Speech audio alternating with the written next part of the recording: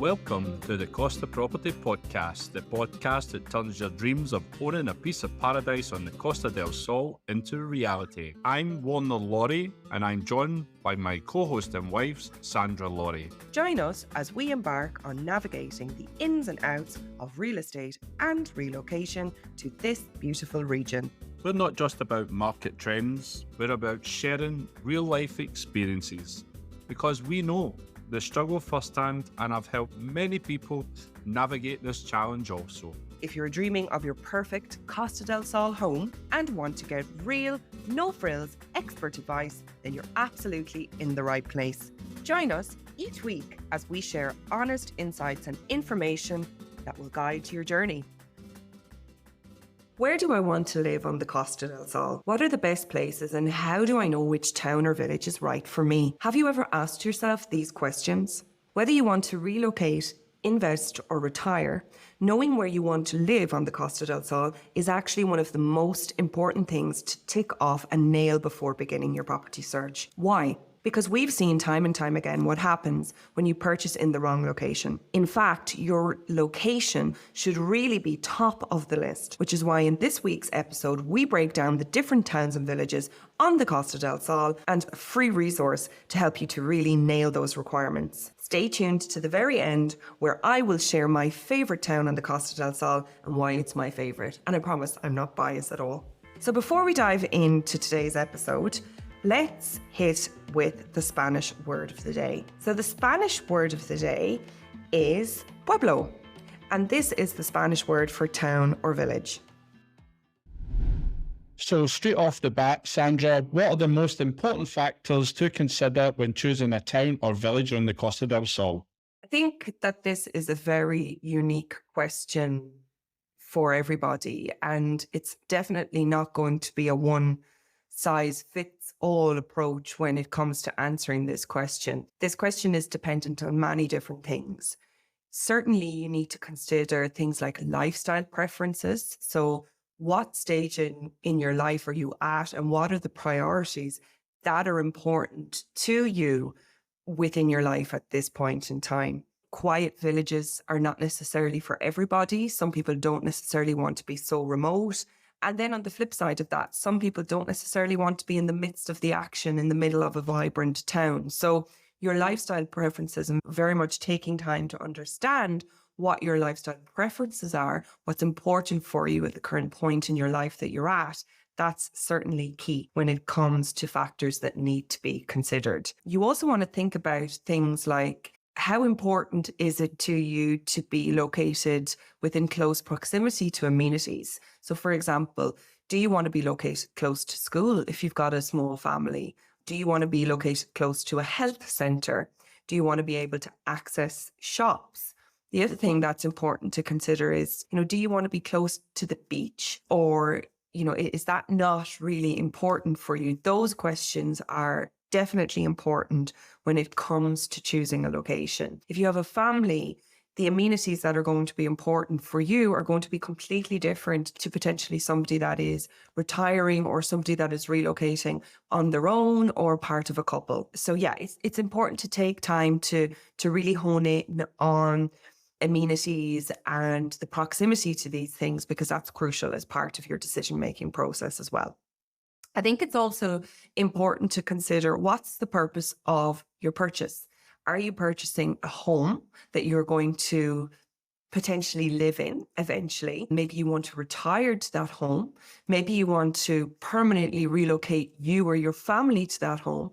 Or is your property solely for the purpose of investment? By investment, I mean, are you intending to earn some sort of revenue off this property when it's not in use by you?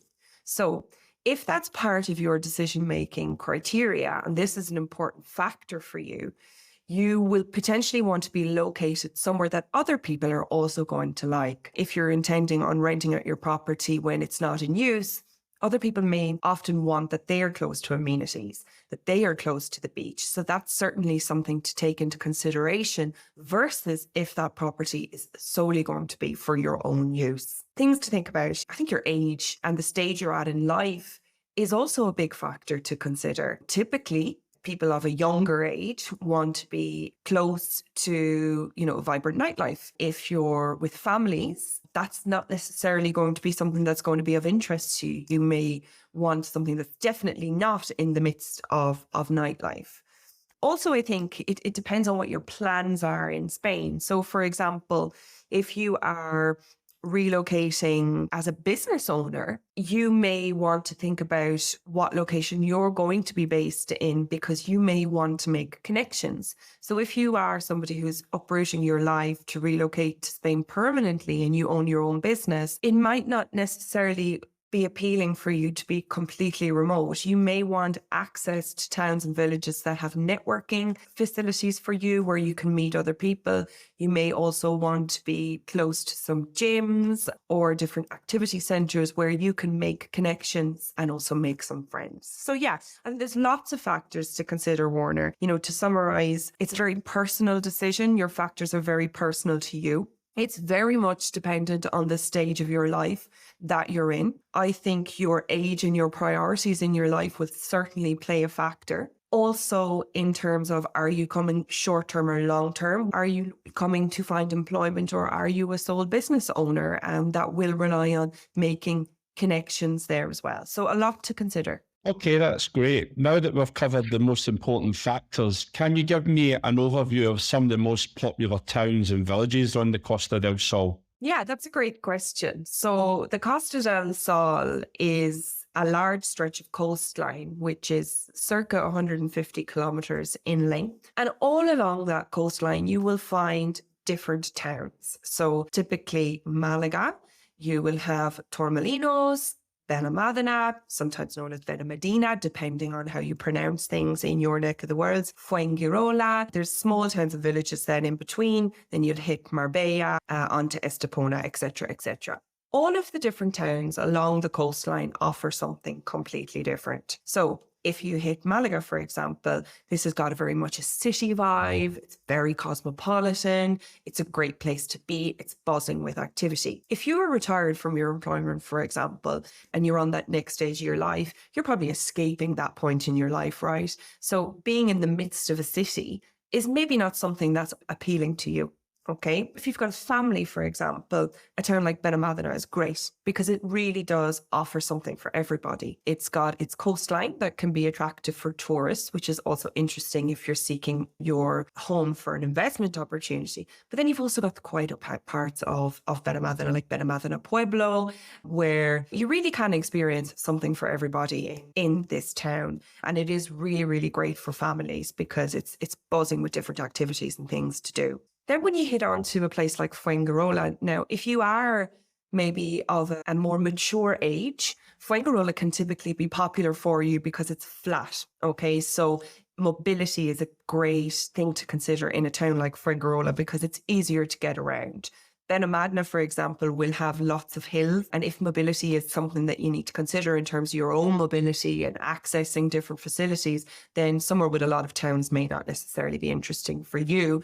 Fuengirola, for example, may be more interesting for you because of its flatter disposition. Now, we're all familiar with Marbella in terms of its appeal and its lure of the luxury lifestyle. So if that is your scene, particularly if you're big on the health and wellness scene as well, Marbella offers that a lot and in abundance for people, maybe then you'll steer yourselves more towards Marbella. So it is really completely down to what you're looking for. If we hit somewhere like Estepona, for example, Estepona is a beautiful town. It's become very popular in recent years for new developments. It's seen a lot of growth in terms of its expansion and its popularity. The Costa del Sol offers something for everybody. But in order to decide what town is right for you, it's important to take that step back first and really consider your factors in terms of what's important for you. When you've considered your factors in terms of what's important for you based on your stage in life and your personal priorities, then it's easier to navigate and really whittle down, okay, what are the towns that I want to look in based on what's important for my personal circumstances? I hope that makes sense. Yeah, fantastic. And it covers 150 kilometres of coastline in the Costa del Sol. Is there any hidden gems or lesser known towns that people might overlook? Yeah, there absolutely is. And the towns that I've just mentioned are along the coastline. But there is many, many different towns and villages and hidden gems, as you call them, to consider if you want to be located a little bit away from the coastline. And often people do. They want to be a little bit more inland, not necessarily see so much of, the tourism influx at certain points of the year. They want to really immerse themselves in a more traditional and cultural experience in Spain. And if that is for you, then a hidden gem or a town that's located a little bit more inland potentially is the right option. Now, there's multiple. Okay. And again, it depends on what's important for you. So hidden gems that are popular from a tourist perspective, some towns that you may have heard of are places like Ronda. Ronda is very famous for cultural attractions. And there's so much there to do, and it's very popular from a tourist perspective. That is a bit more inland. That's not necessarily somewhere that you may want to set up sticks if you are planning on a more permanent life in Spain. Somewhere like Coin, for example, that is an inland town whereby you will receive all of the local amenities of a town, but it's not necessarily got that coastal attraction. And I would say Coin, in terms of value for money, is a great option for people if they don't want to be situated on a busy coastline. Can you share some practical tips for making the right decisions? What steps should someone take to narrow down the location choices on the Costa del Sol? Yeah, that's a great question. And I think that's something that we do talk about a lot, especially in other episodes of this podcast as well, when we talk about, the first steps that you need to take. There's definitely things that you can do from a practical perspective that make things easier for you. So come over, not in holiday mode, so not in the holiday mindset. Come on your fact-finding mission, hire your car, drive around to the areas that you have shortlisted, spend a little bit of time in local restaurants, people watching, and really walking the town or area that you are shortlisting to see, is this the place that you feel that you could live? Are you feeling an attraction to that town or location? Are you drawn to it? Do you feel like you could spend longer periods of time in that location, not in holiday mindset? Okay, I think that's really important. So approach it from that perspective of a fact-finding tour, not in your holiday mindset, because it's different. What would you recommend our listeners do when they're coming on like a viewing trip to visit these towns? Well, I think I would turn that question back around to you because you're the expert in that space. So what would you advise our listeners to do? Well, as you said, the Costa del Sol is 150 kilometres long. So, there's lots of towns and villages all the way from there. So I think when you're looking at the Costa del Sol, the towns like Torremolinos, Benalmadena, Fingarola, you all heard them before.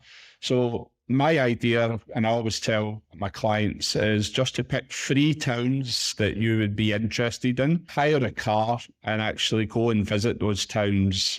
When you're there, you'll probably make the decision where that one is for you or not for you. So you would narrow down your choices, and obviously then you will find the one that suits you better. And I think, why is it important to have a selection? It's really important to have a selection because, these towns might sound fabulous on the internet, but when you go there, the road might not be the best. The transport links, if you've got children, picking the schools are very important. If you like to be near the beach, then you actually need to go and visit them and see if they tick all your boxes. Another thing is, obviously, it's an outdoor lifestyle.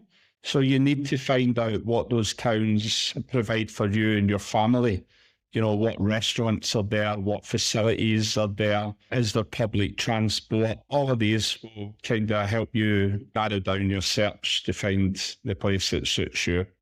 Sandra, can you tell me about your favourite town in the Costa del Sol, and why is it your favourite? So, I'm biased. My favourite town is where we live. It's Benalmadena, or as foreigners often call it, Benalmadena. Why? It has something for everybody. It really is, in my opinion, the best town on the Costa del Sol. And that's just my opinion, right? It has different areas. So if you're not familiar with it, it has different areas. So it has a world famous marina. That's an award-winning marina that is beautiful especially for people that are looking more for a lure of a holiday vibe. Okay. It has its coastal area in town that's obviously very popular with tourists. It's got beautiful beaches. But then it does have its more traditional areas like Arroyo de la Miel, which is, your local town where the train station is located. Gorgeous coffee bars, local shops, a little buzzing small town, very functional. But it also then has Benalmadena Pueblo. Benalmadena Pueblo is a beautiful traditional Spanish village. It's gorgeous to sit and ramble the cobbled streets while taking some time to have a coffee and people watch. This has a very special place in my heart. It has a gorgeous little church where we got married, Warner. Do you remember that? Happiest day of my life. You have to say that.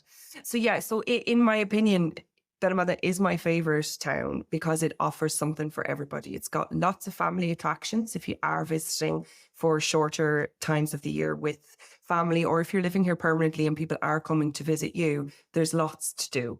Again, it's got such close proximity to Malaga Airport. You're in the airport in less than 15 minutes. So particularly if you are buying an investment property over here where you're going to spend parts of the year, that's a massive draw in my view. Being able to get off the plane and, jump in a taxi or hire a car and be in your holiday home or temporary home, in less than 30 minutes. So I just love the convenience factor about that. And convenience for me in my life is huge. So I just think Benalmadena really has that draw in terms of it has something for everybody.